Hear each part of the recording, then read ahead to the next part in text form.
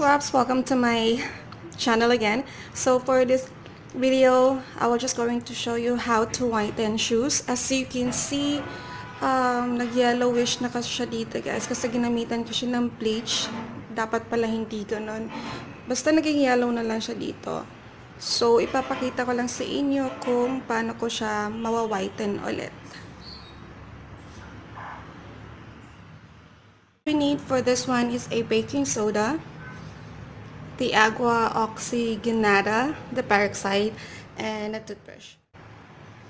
I already mixed one earlier, so 6 tablespoons of baking soda and 3 peroxide. So all you have to do is to mix it hanggang sa maka-form kayo ng paste. So it's ready to go.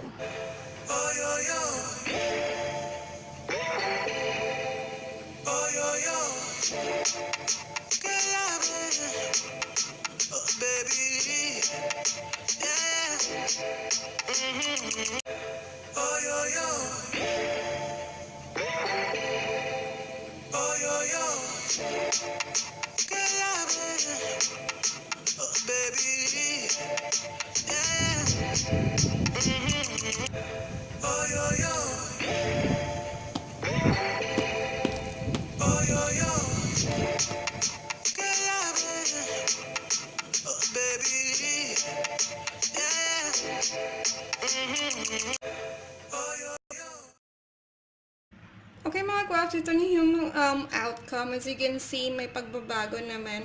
So, kanina pinakita ko, this part here is yellowish, this part as well, yellow din, tsaka dito din banda.